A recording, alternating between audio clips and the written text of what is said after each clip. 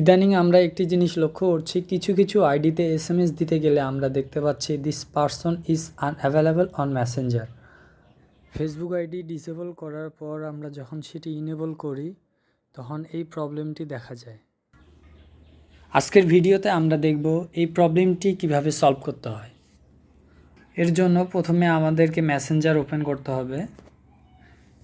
দ্বিতীয়ত যার আইডিতে এই প্রবলেমটি তাকে ফাইন্ড করতে হবে।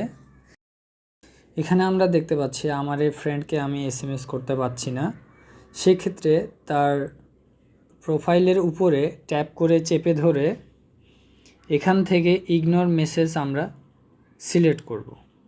ইগনোর মেসেজে ক্লিক করার পরে আমরা ইগনোরে ক্লিক করব। এরপরে আমরা আমাদের প্রোফাইলে যাব, এখান থেকে মেসেজ রিকোয়েস্টে যাব। মেসেজ রিকোয়েস্ট পর আমরা স্প্যামে যাব। আমার যে ফ্রেন্ডকে আমি ইগনোর মেসেজ করেছি তার আইডি এখানে শো করবে। এখন তার আইডিতে আমি ক্লিক করব।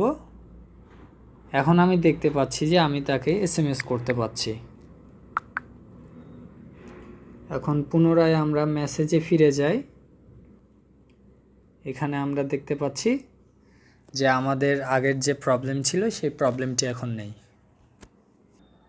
তো বন্ধুরা, আশা করছি আপনাদের এই ভিডিওটি অনেক উপকারে আসবে।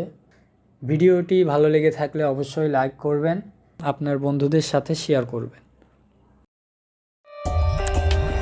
For more updates, subscribe to our channel, click the show links and enjoy watching the videos.